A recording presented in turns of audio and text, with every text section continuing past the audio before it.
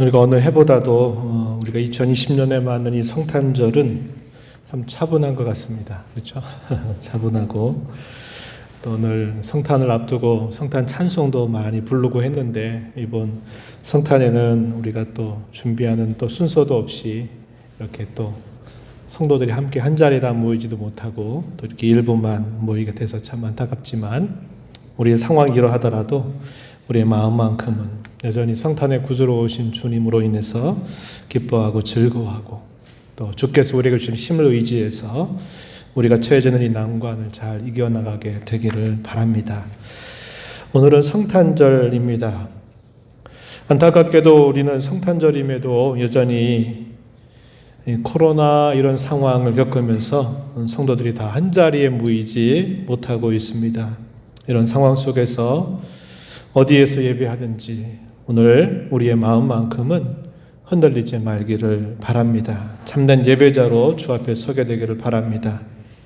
공경 가운데 낯설게 맞는 성탄절이지만 성탄의 기쁜 소식, 성탄의 축복이 저와 여러분 모두에게 다시 한번 가득하기를 진심으로 바랍니다.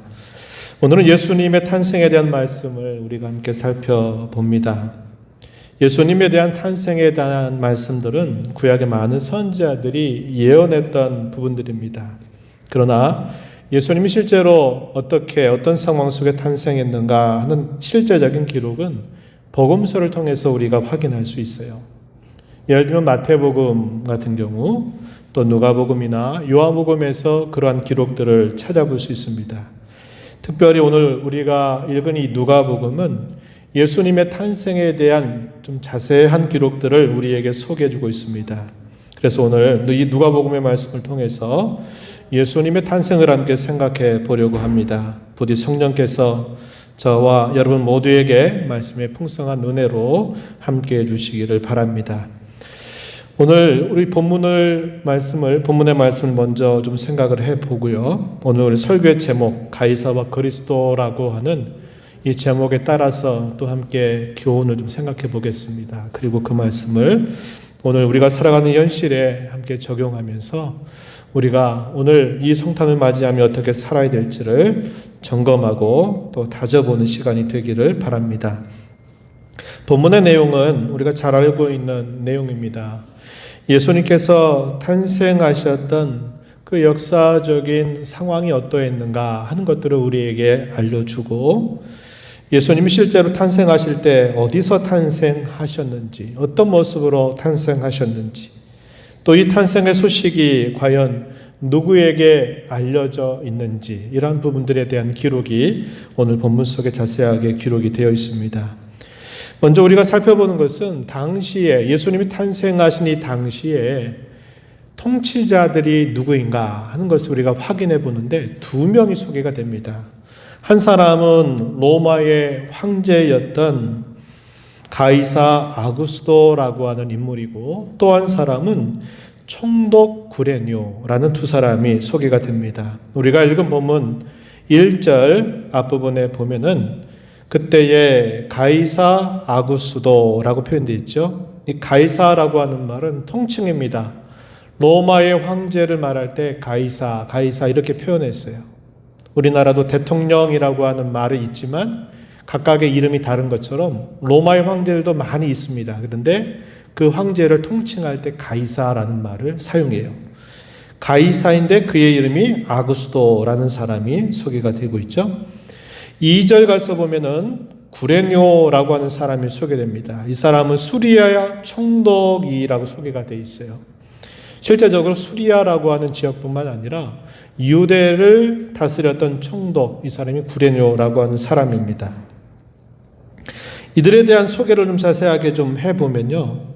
이름이 상당히 긴데 이 이름은 제가 앞부분에 소개했는데 아무런 의미가 없을 것 같아요. 그래서 어떤 인물인가에 대해서만 간단하게 좀 소개를 해드립니다.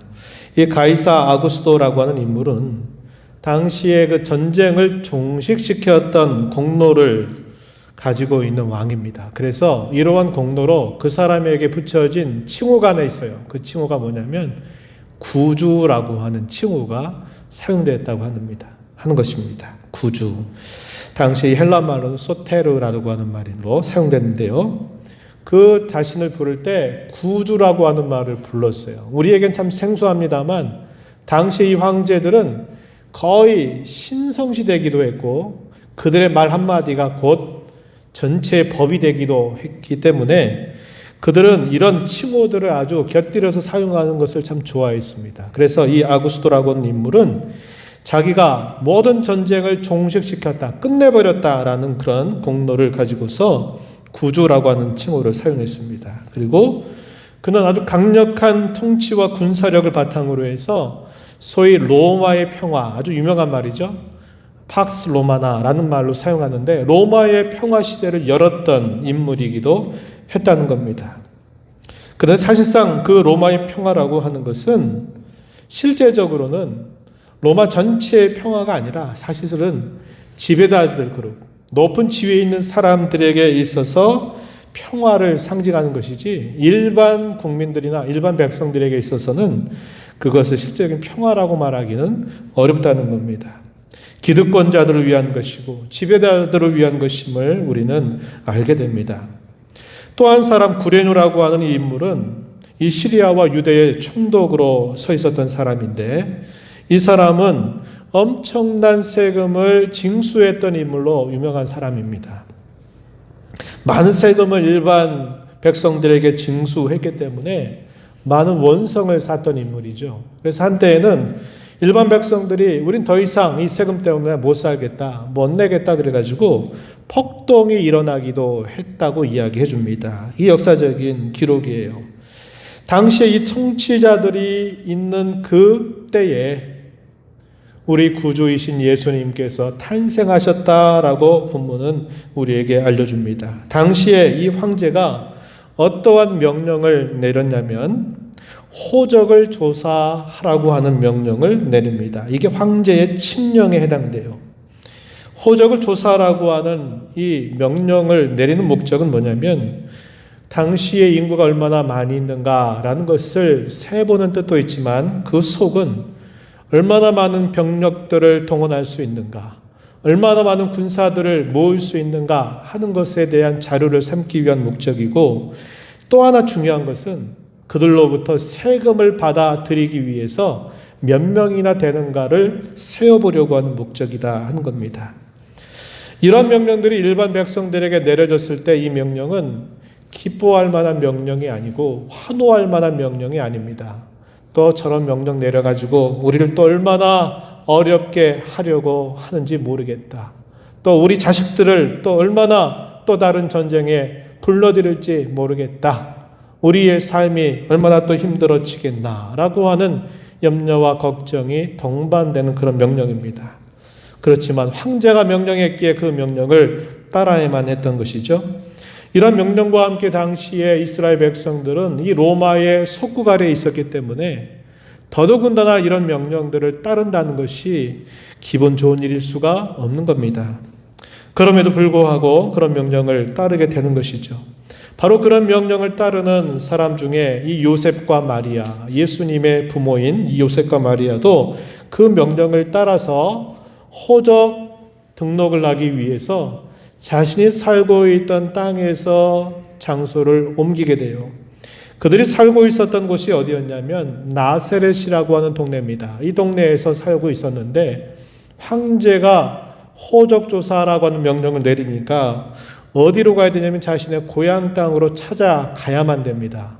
자신들의 고향 땅이 어디냐면 유대 베들레헴이라고 하는 곳입니다. 그래서 그들이 이 베들레헴으로 향하게 된 겁니다. 그런데 이 거리가 무려 140km 정도 되는 굉장히 먼 거리입니다. 더더구나 그 당시에 마리아는 이미 그의 뱃속에 아이를 임신하고 있는 중이었고 산딸이 가까워지고 있는 시기였다고 이야기해 줍니다. 아주 머나먼 거리를 찾아 올라와야만 했고 더더군다나 임신한 몸을 가지고 이 산딸이 다 차서 거기까지 오는 길은 결코 쉽지 않았다는 것을 알게 됩니다. 그런데 이 베들레헴은 다윗의 동네입니다. 다윗의 동네로 유명한 곳이죠.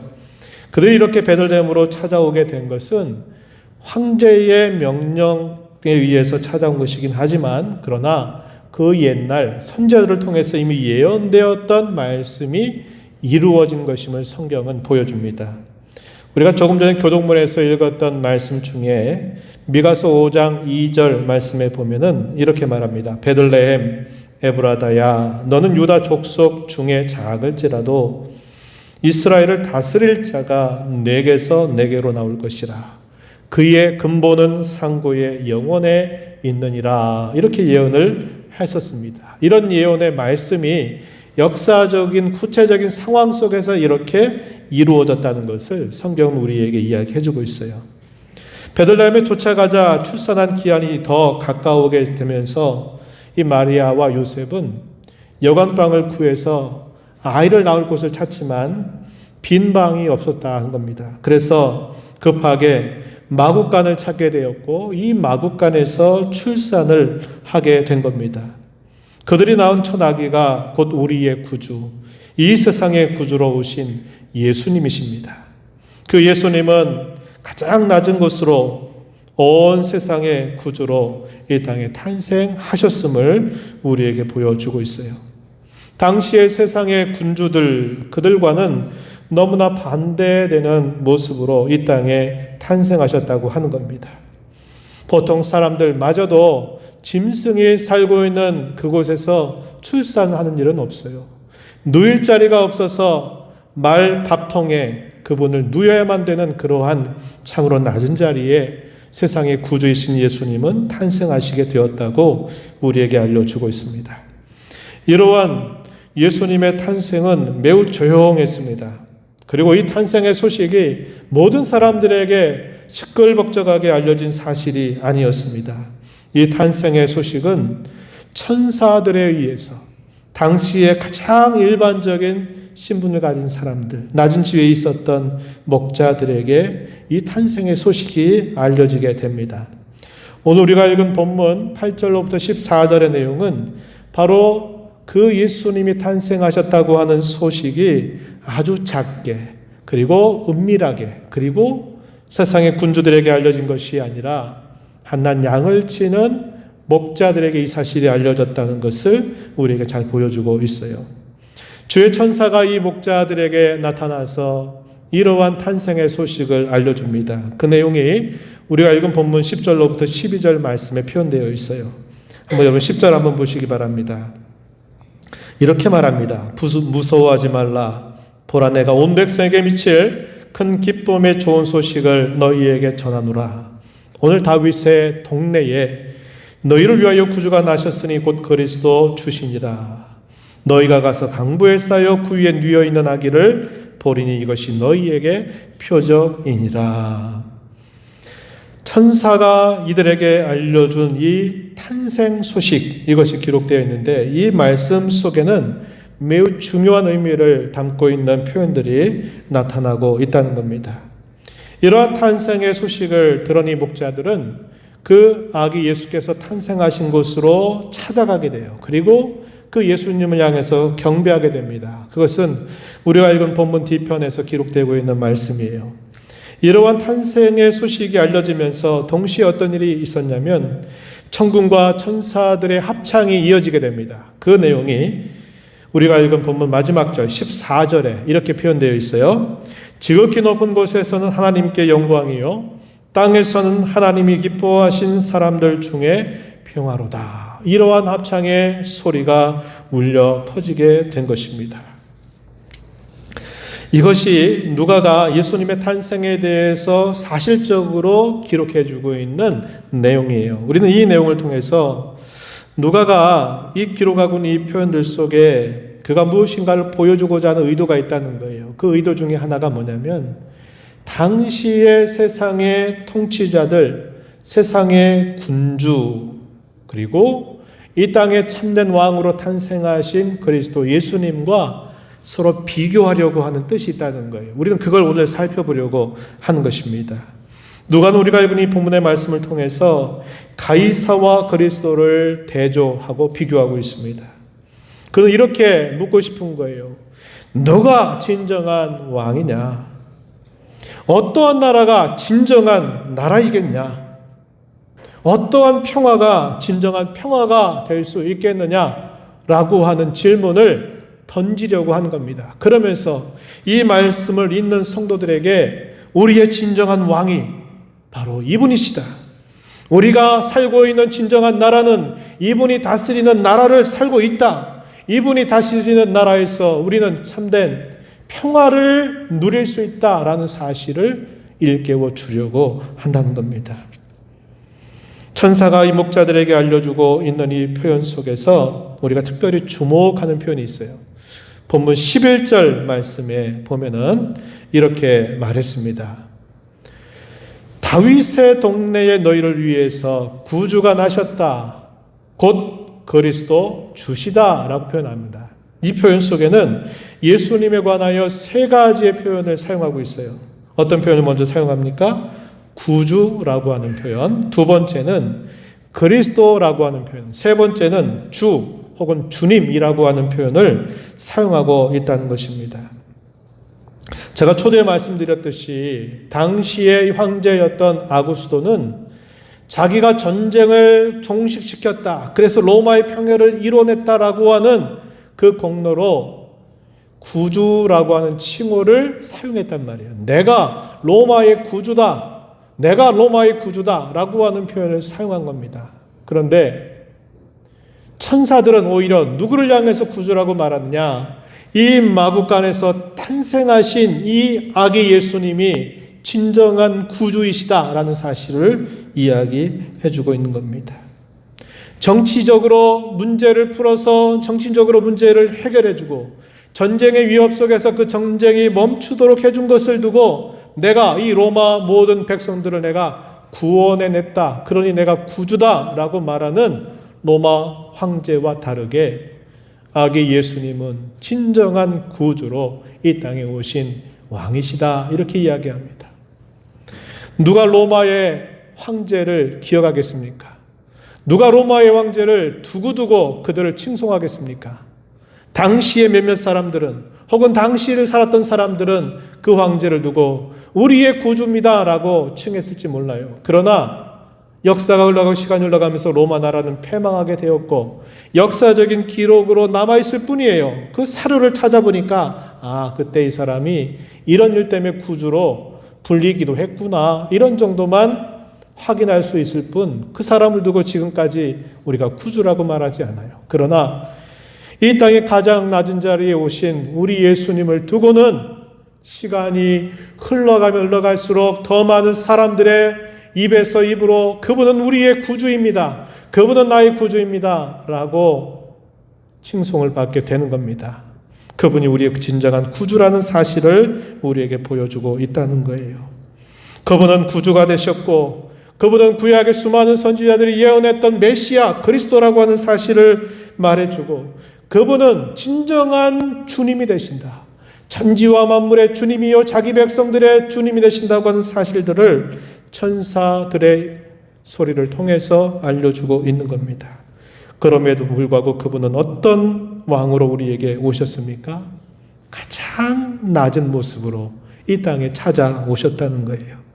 그분처럼 겸손하게 오신 분이 과연 누가 있겠습니까? 그분처럼 높은 지위를 가진 사람이 세상에 누가 있겠고 그 높으신 분이 이렇게 낮은 자리로 찾아오시는 경우가 과연 어디에 있겠습니까? 그분은 가장 겸손한 왕으로 이 땅에 오신 왕이시다 하는 사실입니다. 그러하기 때문에 우리가 그렇게 겸손하신 왕이신 주님을 믿고 따르는 그의 백성이라면 저와 여러분도 겸손을 늘 배워야 합니다. 겸손을 늘 실천해야만 합니다. 그분을 모시고 따라가는 주의 백성이라면 우리는 그런 겸손한 백성들이 되어야만 한다는 거예요. 우리가 잘 아는 빌립보서 2장 5절로부터 11절 말씀 너희 안에 이 마음을 품으라 곧 그리스도 예수의 마음이니 그러면서 그분이 근본 하나님과 동등되신 분이지만 우리와 같은 사람의 형체를 입으셨다. 탄생하셨다. 성육신하셨다라고 말하죠. 그리고 죽기까지 복종하셔서 십자가에서 죽으셨다라고 이야기해 줍니다. 그러한 주님을 다시 높여주셔서 우리의 구원의 주님이 되신 사실들을 이야기해 줘요. 이 빌립보서 2장 5절로부터 11절의 이 노래는 초대교회 성도들이 자주 불렀던 찬송이었다고 우리에게 알려져 있어요. 주님이 이런 분임을 우리가 찬송하면서 그 주님처럼 우리도 겸손한 그의 백성이 되어야 할 것을 계속적으로 되뇌인다는 것입니다. 교회를 이루고 있는 저와 여러분 또한 참으로 겸손한 주의 백성들이 되어야 한다는 겁니다. 주님 이렇게 낮아지고 겸손한 자들을 오히려 높여주시고 자기를 높이는 자들을 오히려 낮추신다고 우리에게 말씀하고 있다는 것입니다. 그분이 세우시던 나라는 어떠한 나라인가? 정치력과 군사력으로 일시적으로 힘을 장악해서 전쟁이 없게 만들고 그리고 강제적으로 평화를 구축하는 그런 나라. 그러나 왕이 바뀌고 때가 바뀌고 또 상황이 바뀌어버리면 그 평화가 깨어지는 그런 나라가 아니라 우리 예수님께서 세우시는 나라는 하늘과 땅을 진동시키시는 나라, 하늘과 땅을 새롭게 하시는 그 나라를 세우신다라고 우리에게 알려주고 있습니다. 우리가 읽은 본문 마지막 14절 보면 천사들의 합창이 어떤 것이었습니까? 지극히 높은 곳에서 하늘에서는 하나님께 영광이고 땅에서는 하나님이 기뻐하시는 사람들 중에 평화다라고 이렇게 노래했습니다. 영광과 평화로 그분의 탄생이 온 세계를 울릴 것을, 온 세계를 이렇게 진동할 것을 이렇게 이야기해주고 있다고 하는 것입니다. 그분이 세우시는 나라는 그저 일시 동안 또 일시적으로 어떤 제한된 부분에서만 다스리는 왕이 아니라 모든 것을 다스리시는 왕이시요 영원토록 다스리시는 그의 나라를 세우신다고 우리에게 이야기해주고 있다는 겁니다. 우리가 잘 아는 로마서 14장 17절에 하나님의 나라는 먹고 마시는 것이 아니라 오직 성령 안에 있는 의와 평강과 희락이다 이렇게 우리에게 알려줍니다. 그분이 다스리는 나라에서는 의의 열매가 맺어지게 되고 평강의 열매가 맺어지게 되고 희락의 열매가 맺어지는 그런 나라가 될 것이라고 우리에게 잘 알려주고 있는 것입니다. 그러므로 그분이 이 땅에 오셨다고 하는 이 사실들은 천사가 목자들에게 알려준 것처럼 온 백성에게 미칠 큰 기쁨의 좋은 소식입니다. 우리가 읽은 본문 10절에서 이렇게 말했죠. 내가 온 백성에게 미칠 큰 기쁨의 좋은 소식을 너희에게 전한다. 이렇게 말합니다. 어떤 소식? 온 백성에게 미칠 큰 기쁨의 좋은 소식. 이렇게 표현했어요. 이 기쁨의 좋은 소식, 이 말 속에 어떤 표현이 있느냐? 복음이라고 하는 말이 거기에 있다는 겁니다. 그분이 이 땅에 오셨다고 하는 사실, 그분이 탄생하셨다고 하는 사실, 그분이 가장 겸손한 왕으로 이 땅에 오셨다고 하는 이 사실은 온 백성들에게 미칠 가장 큰 복음이다. 이렇게 이야기해주고 있는 겁니다. 제가 언젠가 금요 기도회 설교 때 그런 이야기를 나눈 바 있었어요. 복음이라고 하는 말, 유앙겔리온이라고 하는 말을 사용하는데요. 이 말이 어디에 사용됐냐면 당시에 전쟁을 하는 나라들 사이에서 전쟁에서 승리했다라고 하는 소식을 알려줬을 때 그 소식을 듣고서 전쟁이 어떻게 됐냐고 궁금해하는 그 백성들에게 승리의 나팔 소리를 크게 울려 퍼지게 하는 겁니다. 그럼 그 소리를 들은 온 백성들이 야, 우리가 승리했구나. 우리의 자식들이 죽지 않고 돌아오겠구나. 개선 장군의 행렬들을 준비하면서 그 승리를 환호할 때 그 승리를 알리는 소식을 두고 복음이다, 기쁜 소식이다 라고 이렇게 이야기한 것입니다. 당시에 로마의 황제였던 이 아구스도가 전쟁을 종식시켰다. 이 말은 전쟁을 다 승리해서 더 이상의 전쟁이 없도록 했다라고 하는 공로를 쌓았다고 이야기하죠. 그걸 복음으로 이야기한 겁니다. 그러나 천사들은 뭐라고 얘기합니까? 진정한 복음은 그게 아니다라고 얘기하는 거예요. 그건 왜냐? 일시적인 것에 지나지 않으니까. 시간이 흘러서 로마 나라는 패망했고 그 사람도 죽었으니까 그것은 진정한 복음이 되지 못한다는 거예요. 그러나 예수님이 이 땅에 탄생하신 이 사실은 온 세계에 미치고 온 백성에게 미칠 가장 큰 기쁨의 복음이다라고 소개해주고 있다고 하는 겁니다. 누가는 이 사실들을, 이 말씀을 읽는 성도들에게 이것을 깨우치기를 원했던 거예요. 이 사실을 기억하라고 하는 겁니다. 자신이 살고 있는 고난의 시대, 힘겨운 시대를 살아가면서 이 사실을 기억하면서 우리는 그 주님을 우리의 왕으로 모시고 살면서 그분이 다스리는 그의 나라의 백성으로 살면서 그분이 이루시는 그 나라의 열매를 맛보며 살아가는 자들이다. 낙심하지 말아라. 고난이 있고 박해가 있고 시련이 있다. 그래서 그것 때문에 주눅들지 말아라. 이겨내라 하는 것을 격려하는 뜻이 있다는 겁니다.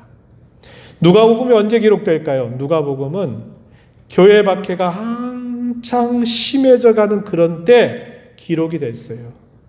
복음서의 기록이 다 그렇습니다. 우리는 이 복음서가 기록되는 것이 마치 그때그때 마태가 혹은 누가가 그때그때 일이 있을 때마다 하나 적어놓고 또 일이 있을 때마다 적어놓고 이렇게 한 게 아니에요. 복음에 대한 내용들은 이미 30여 년 전 이상 전에 이미 있었던 사실이에요. 그럼 이 복음의 내용을 언제 기록하냐면 적어도 한 30년이 지나고 나서 복음서를 기록해요. 마태도 그러하고 누가도 기록하고 요한도 마찬가지입니다. 근데 그 시대가 어떤 시대냐? 박해 시대예요. 예수 믿는 것 때문에 죽음을 당하고 처형을 당하고 따돌림을 당하는 그런 시대에 이 복음서가 기록이 돼요. 그래서 그 고난과 박해 가운데 있는 신자들에게 이 말씀을 들리게 하시는 거예요. 봐라, 옛적에 우리의 주님은 이러한 주님으로 이 땅에 탄생하셨다. 그 주님은 지금 가이사가 다스리고 가이사가 우리를 박해하는 그런 상황에 있지만 우리가 믿는 우리의 구주 예수님은 진정한 구주시다. 진정한 그리스도다. 진정한 주님이시다. 라고 이야기하면서 당당하게 맞서라. 물러서지 마라. 타협하지 말아라 하는 사실들을 북돋아 준다고 하는 겁니다. 누가는 이것을 성도들에게 들려주기를 원한 거예요. 낙심하지 맙시다. 어렵다고 뒤로 물러서지 맙시다. 힘겨워하지 맙시다. 우리의 주님이 우리와 함께 하시지 않습니까? 우리의 주님이 그의 나라로 우리를 부르시지 않았습니까? 우린 지금 그 나라를 살고 있는 것이 아닙니까? 라고 말하면서 그런 고난을 이겨나갈 것을 촉구하고 있는 겁니다. 그러므로 우리는 성탄의 구주로 오신 우리 주님 때문에 참으로 기뻐하고 감사할 수 있어야 합니다. 그분은 어둠이 가득한 이 세상 속에, 거짓된 평화로 위장된 이 세상 속에, 불의가 가득한 이 세상 속에 참된 빛으로 오셨고 참된 평화의 왕으로 오셨습니다.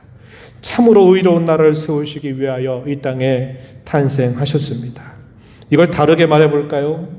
죄와 부패와 또 그 죄로 인해서 벗어날 수 없고 그 죄 때문에 회복될 수 없고 영원한 형벌밖에 기다릴 수밖에 없는 인생들, 죄의 굴레 아래서 그 어느 누구도 소망 없이 살아갈 수 없는 이 땅의 공고한 백성들을 건져주시려고, 그들을 새롭게 하시려고, 그리고 그들을 의와 평화의 나라에서 살게 하시려고 우리의 주님은 이 땅에 성탄의 구주로 오셨다고 하는 것입니다. 우리의 구주께서는 가장 낮은 자리에 오셔서 시간이 흘러가면서 그분은 참으로 놀라운 일을 이루어 주셨습니다. 우리를 대신해서 모든 율법의 요구를 다 이루어 주셨지요.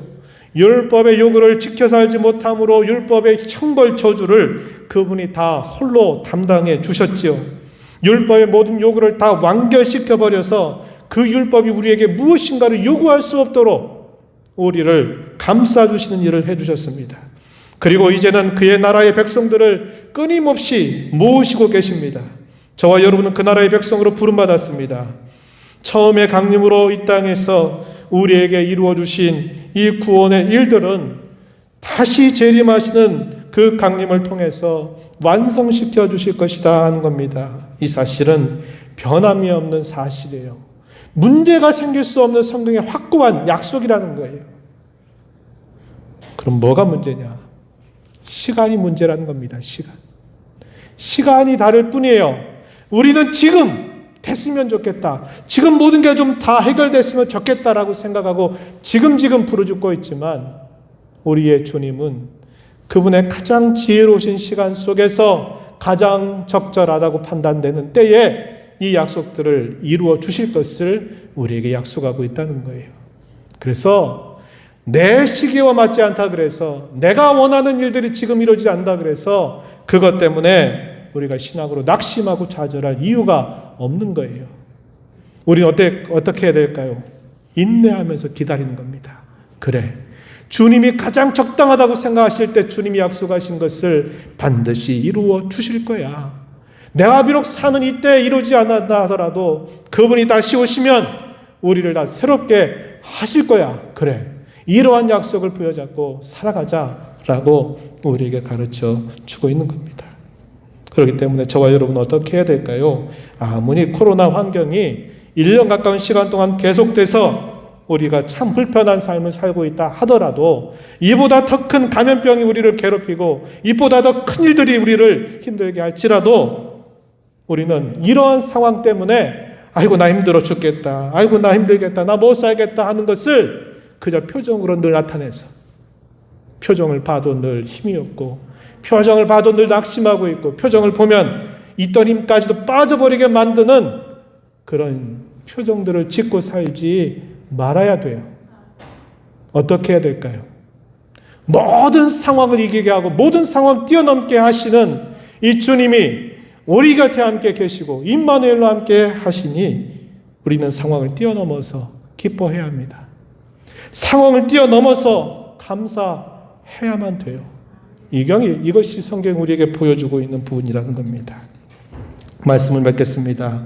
저와 여러분은 주님의 나라에 사는 자들임을 기억해야 합니다. 대한민국이라고 하는 곳에 우리가 소속되어 살고 있어요. 그러나 우리의 진정한 소속이 어디에 있습니까? 평화의 왕으로 오신 주님, 참된 의로움을 구현하시는 주님, 가장 낮은 자리에 오셔서 우리를 부여하게 하신 그 주님, 죄의 영향력으로부터 우리를 완전하게 문제를 해결해 주셔서 이 죄가 우리를 끌고 가지 못하도록 하시는 그분의 나라의 백성으로 우리를 삼아 주셨다는 것을 잊지 말아야 합니다.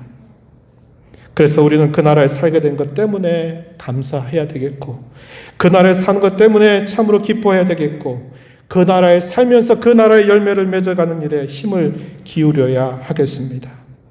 그리스도의 은혜를 아는 우리의 믿음의 선배들은 박해와 시련 속에서 약해지거나 움츠러들거나 그 신앙에서 타협하지 않았어요. 박해와 시련 속에서 그들의 신앙은 더 단단해졌어요. 그리고 더 강해졌습니다. 박해가 강도가 높여지면 높여질수록 우리의 신앙의 선배들의 신앙은 그보다 더 센 강도로 그 박해를 이겨 나갔다는 겁니다. 우리의 구주의 탄생으로 주어진 모든 은혜 속에서 저와 여러분 또한 세상을 향해서 더 단단해져야 합니다. 더 강해져야 합니다. 영적인 대적자들을 향해서 더 강하고 단단해지는 신앙이 되어야 합니다. 이러한 결단과 다짐을 가지고 이 성탄의 은혜를 감사하면서 앞으로 전진해가는 우리 모두가 되기를 축복합니다. 하나님 아버지, 성탄절을 맞아서 이 땅에 가장 낮은 자리로 오신 겸손하신 왕, 그러나 흐르는 시간 속에서 주님은 온 세상의 왕이 되셔서 세상의 모든 군주들은 그 이름이 역사 속에서 다 사라져 버렸지만 우리의 주님은 여전히 지금도 수많은 사람들의 입가에서 우리의 주님이십니다, 우리의 구주이십니다, 나의 구주이십니다라고 하는 응답을 늘 받습니다. 그러한 주님을 모시고 주님의 나라에 살고 있는 저희들의 신분을 생각하며 늘 감사하고 기뻐하는 저희들 되도록 인도하시고, 저희가 당하는 모든 역경과 시련과 어려움 속에서 저희들의 신앙이 나약해지지 않게 하시고 더 용기 백배하게 하시고 더 단단해지고 강해지는 신앙이 되어서 주님을 기쁘시게 해드리는 삶이 되게 하여 주옵소서. 예수님 이름으로 기도하옵나이다. 아멘.